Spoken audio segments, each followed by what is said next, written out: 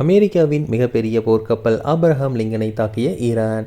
அமெரிக்க கடற்படையின் முதன்மை போர்க்கப்பல் ஆபிரகாம் லிங்கனை தாக்கியதாக வியாழக்கிழமை ஈரான் அறிவித்துள்ளது. ஈரான் மீது அமெரிக்காவும் இஸ்ரேலும் இணைந்து கடந்த பிப்ரவரி 28 முதல் தாக்குதல் நடத்தி வருகின்றன.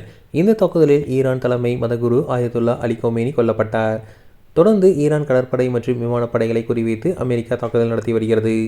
இதற்கு பதிலடி கொடுக்கும் வகையில் இஸ்ரேலை குறிவைத்தும் ஐக்கிய அரபு அமீரகம், சவுதி அரேபியா, கத்தார் உள்ளிட்ட நாடுகளில் உள்ள அமெரிக்க இராணுவ தளங்களை குறிவைத்தும் ஈரான் தாக்குதல் நடத்தி வருகிறது.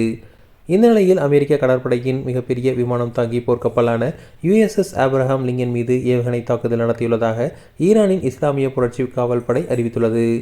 ஓமன் கடற்பரப்பில் இருந்த ஆபிரகாம் லிங்கன் மீது ஏவுகணைகள் மற்றும் ட்ரோன்கள் மூலம் நடத்தப்பட்ட தாக்குதலில் இயங்க முடியாத வகையில் சேதப்பட்டுள்ளதாகவும் தெரிவிக்கப்பட்டுள்ளது. ஈரானின் அறிக்கை வெளியான சில நிமிடங்களில் பென்டகன் மறுப்பு தெரிவித்துள்ளது. ஆபிரகாம் லிங்கன் போர்க்கப்பலின் புகைப்படத்தை வெளியிட்டு ஆபரேஷன் எபிக் பியூரி தொடர்ந்து உதவி செய்து வருவதாக குறிப்பிட்டுள்ளது. மேலும் ஈரானால் ஏவப்பட்ட ஏவுகணைகள் ஆபிரகாம் லிங்கன் அருகில் கூட வரவில்லை என பென்டகன் தெரிவித்துள்ளது. ஈரானுடனான போரை தொடங்குவதற்கு முன்னதாகவே மத்திய கிழக்கு நாடுகளின் கடற்பகுதியில் பாதுகாப்பு பணிக்காக அமெரிக்காவின் 2 விமானம் தாங்கி கப்பல்களான ஆபிரகாம் லிங்கன் மற்றும் USS ஜெரால்ட் ஃபோர்ட் அனுப்பப்பட்டிருந்தது.